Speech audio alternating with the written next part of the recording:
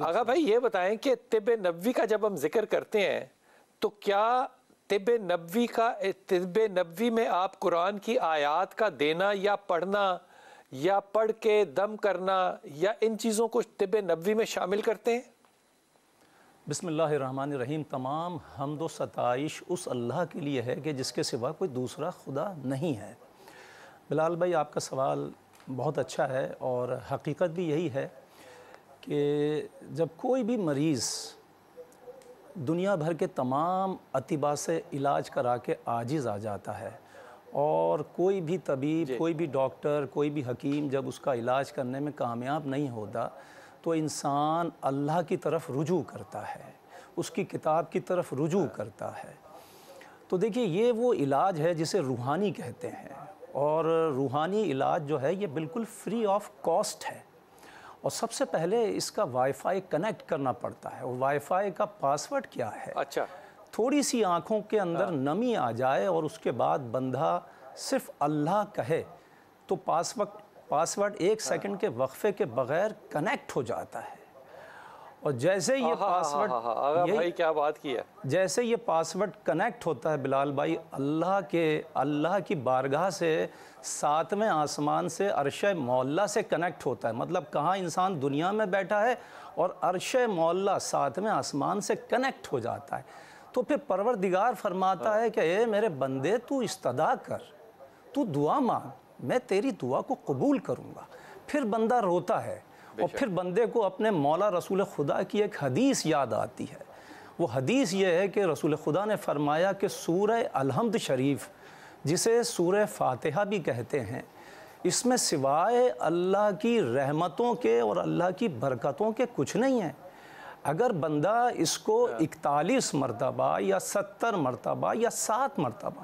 مختلف روایتوں میں مختلف بیماریوں کے لیے احکامات جاری ہوئے ہیں، اگر بندہ پڑھتا ہے، دل کے ساتھ پڑھتا ہے اور یقین کے ساتھ پڑھتا ہے، اور دیکھیے انسان جبلت کے اعتبار سے فطری طور پہ انسان پراسرار قوتیں، معجزاتی قوتوں کا قائل ہے۔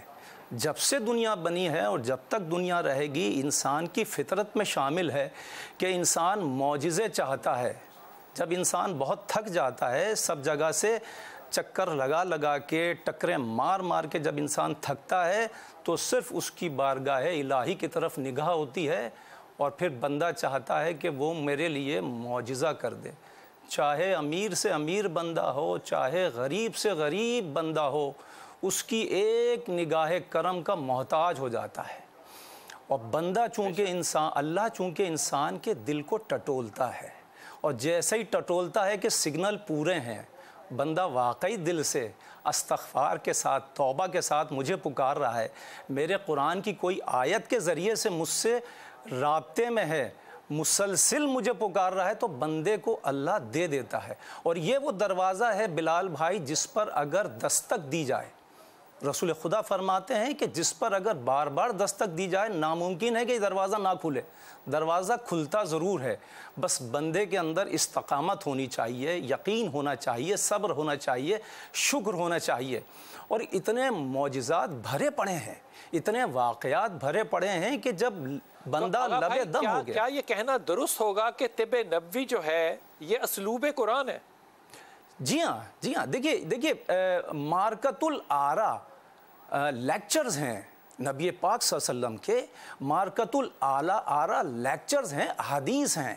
ایسی روایتیں ہیں جس میں رسول خدا نے فرمایا۔ اب جیسے آب زمزم کو پاک و ہند کے اندر بلال بھائی، صرف آب زمزم کو لوگ کہتے ہیں اس کو پی لیجئے تو بیماری دور ہو جائے گی، شفا یابی ہو جائے گی، لیکن اصل میں آب زمزم کے بارے میں نبی رحمت صلی اللہ علیہ وسلم نے کیا کیا ارشاد فرمایا، ان کو ہم تلاش نہیں کرتے۔ اس میں یہ ہے کہ نبی پاک صلی اللہ علیہ وسلم کے پاس جب لوگ آتے تھے، بیماریوں کا تذکرہ کرتے تھے، تو مولا رسول خدا آب زمزم کو بیماری کے مقام پر چھڑکتے بھی تھے، سر پر ہلکا سا چھڑکتے تھے، چہرے پہ چھڑکتے تھے، اور دے دیا کرتے تھے کہ جہاں بیماری ہے اس جگہ اس کو مل لیجئے۔ اور پھر فرماتے تھے کہ 70 مرتبہ سورہ الفاتحہ پڑھ کے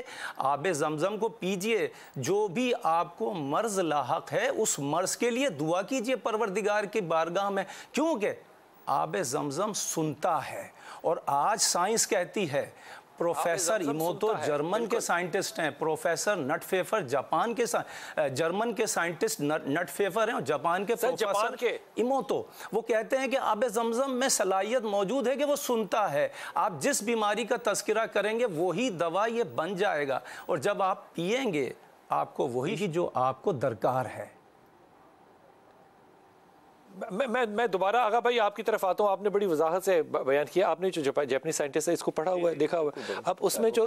بڑے خوبصورت وہ کرسٹلائزیشن جو ہے وہ پانی اپنی بدل لیتا ہے۔ میں آپ کی توجہ کے لیے یہ بات کہہ رہا ہوں کہ اس نے کئی ساؤنڈز سنائے، زمین کی کمپوزیشن پہ ہیں، زمین میں بھی 2/3 واٹر ہے اور صرف 1/3 خشکی ہے، اور ہماری باڈی بھی 2/3 واٹر ہے اور 1/3 خشکی ہے، اور اس میں جب بھی پانی کم ہو جاتا ہے یا زیادہ ہو جاتا ہے تو زیادہ پرابلمیٹک ڈیزیز ہوتی ہے اور ہمیں اس کو ہینڈل کرنا مشکل ہو جاتا ہے۔ پانی کم ہو جائے تو بھی کسی بھی بیماری کے ساتھ اگر پانی کی کمی ہوگی، ڈی ہائیڈریشن ہو گئی تو وہ زیادہ ورس کر جائے گی، اور اگر پانی زیادہ ہو گیا سوجیں پڑ گئی، سوج گیا جی، پانی پھیپھڑوں میں پانی، دونوں طرف وہ جو ایگزیکٹ کمپوزیشن ہے اسے ہم کہتے ہیں ہومیوسٹیسس، کہ گھر کے اندر ویسے اسٹیسس تو اچھی چیز نہیں ہے لیکن میڈیکل ٹرم جو ہے کہ اندر اس کا ایک بیلنس رہے، وہ جو نیچرل بیلنس۔ تو ڈاکٹر صاحب اس پانی کے اندر جو کہ ہمارے باڈی کے اندر ہے، کہ اگر آپ قرآن حکیم پڑھیں تو میرے باڈی کا پانی جو ہے وہ اس کو ریسیو کرنے کے قابل نہیں ہے؟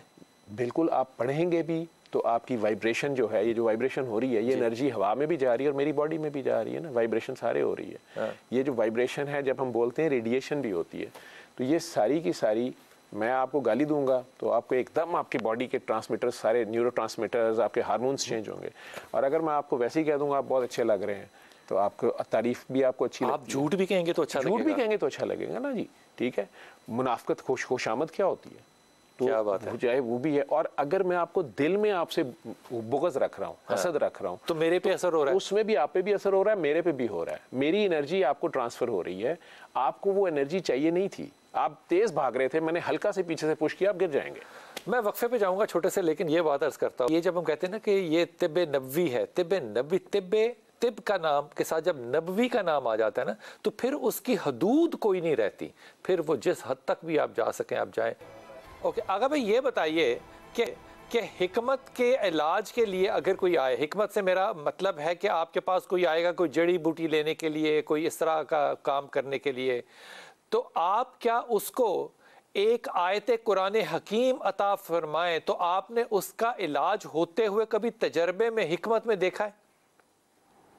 جی ہاں، بہت دفعہ ہوا ہے، ایک دفعہ نہیں کئی دفعہ ہوا ہے۔ ابھی ریسنٹلی اسی ویک کا واقعہ ہے کہ کینیڈا میں ایک صاحب ہیں، تقریباً 70+ ہیں، اور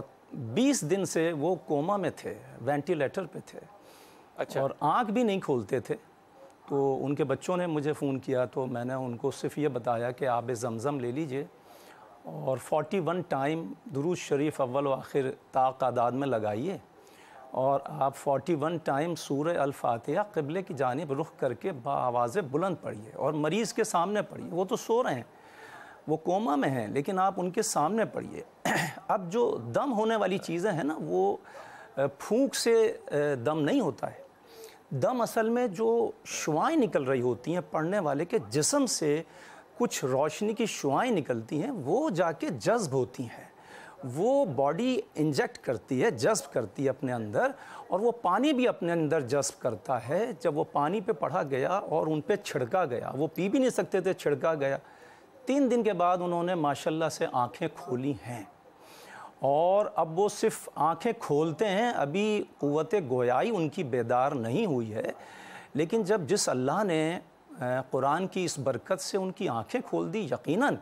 وہ آنکھ ان کی فوکس بھی کرے گی، ان کا برین بھی فوکس کرے گا، وہ پہچانیں گے بھی، وہ گفتگو بھی کریں گے انشاءاللہ۔